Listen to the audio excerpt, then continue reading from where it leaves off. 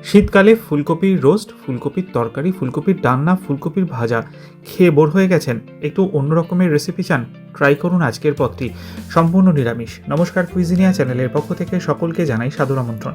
আমাদের সবার channel কুইজিনিয়াকে subscribe করে পাশে থাকা বেল বাটন আর অল আইকন প্রেস করে রাখলেই সব নতুন ভিডিও নোটিফিকেশন আপলোড হওয়া মাত্র পৌঁছে যাবে আপনাদের কাছে। আজকে আমি নিয়ে এসেছি ফুলকপির একটা একটু অন্য ধরনের রেসিপি। হ্যাঁ, বানাতে হয়তো একটা দামি উপকরণ লাগে, কিন্তু এক আধ দিন তো খাওয়া যেতেই পারে, কি বলুন? বানানো অত্যন্ত সহজ, দেখে নিন পদ্ধতি। রান্নাটা হবে কিন্তু সর্ষের তেলে।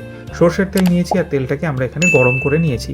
তেল গরম হয়ে গেলে দিয়ে দিচ্ছি এখানে 1/4 টিস্পুন পরিমাণ কালো জিরে। 40 থেকে 45 সেকেন্ড অপেক্ষা করব। ফোড়ন থেকে সুন্দর গন্ধ বেরোতে শুরু করলে একটা মাঝারি সাইজের ফুলকপি এরকম ডুমো করে কেটে আমরা এর মধ্যে দিয়ে দিলাম। ফুলকপিটাকে দিয়ে এবার আমরা এখানে 3 থেকে 4 মিনিট সময় নিয়ে ভেজে নেব। অনেকেই ফুলকপি ভেজে আলাদা করে তুলে তারপরে রান্না করেন, আমি সেটা করি না, তাতে তেলের পরিমাণটা অনেক বেশি লেগে যায়। তো এরকমভাবেই কিন্তু ফুলকপিটা সুন্দর লালচে রং ধরা পর্যন্ত ভেজে নেওয়া হলো। এরপর এতে দিয়ে দিচ্ছি আলু, দুটো ছোট সাইজের আলু লম্বা পাতলা করে কেটে আমরা এর মধ্যে দিয়ে দিলাম। আলুটাকে দিয়ে মিনিট খানেক নাড়াচাড়া করে দিয়ে দিচ্ছি স্বাদ অনুযায়ী নুন। নুনটাকে দিয়ে এবার ফুলকপিটাকে আলুর সাথে মিশিয়ে আবারও মিনিট খানেক থেকে মিনিট দুয়েক সময় নিয়ে মিডিয়াম টু হাই ফ্লেমে ভেজে নিচ্ছি। দেবো ড্রাই স্পাইসেসের মধ্যে 1/4 টিস্পুন হলুদ গুঁড়ো, হাফ টিস্পুন পরিমাণ কাশ্মীরি লাল লঙ্কার গুঁড়ো আর 1/4 টিস্পুন পরিমাণ লাল লঙ্কার গুঁড়ো।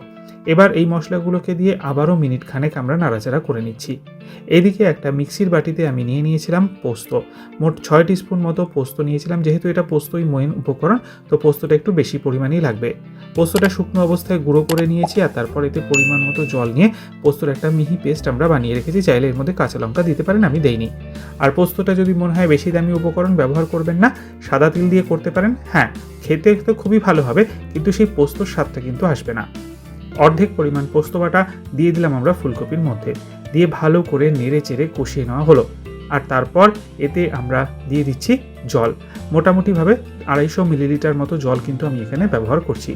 জলটাকে দিয়ে ভালো করে নেড়ে চেড়ে মিশিয়ে নিয়ে দিয়ে দিচ্ছি আমি এখানে কিছুটা কড়াইশুঁটিটাকে দিয়ে আরও একবার মিক্স করে নিয়ে এরপর আমি এতে দিয়ে দেবো হাফ টিস্পুন পরিমাণ চিনিটা কিন্তু দেওয়ার চেষ্টা করবেন, নাহলে স্বাদটা ঠিক সেরকম খোলে না।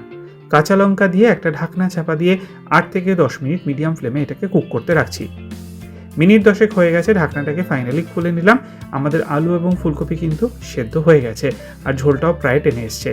এই অবস্থায় আমি বাকি যে পোস্ত বাটাটা রেখেছিলাম সেটা দিয়ে দিলাম।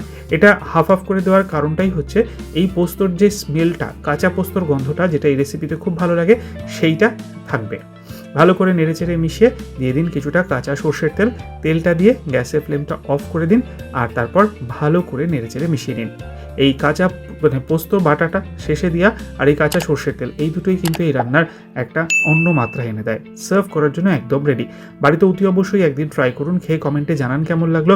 ভালো যদি লেগে থাকে বরাবরের মতো একটা লাইক এবং প্রচুর শেয়ার করতে ভুলবেন না যেন। যারা এখনও চ্যানেল কুইজিনিয়াকে সাবস্ক্রাইব করেননি, অনুরোধ করবো চ্যানেলটাকে সাবস্ক্রাইব করে এই পরিবারের সদস্য হয়ে যাওয়ার জন্য।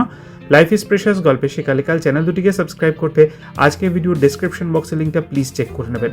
সবাই ভালো থাকবেন, সুস্থ থাকবেন, দেখা হবে পরের রেসিপি নিয়ে। আজ এ পর্যন্তই, নমস্কার।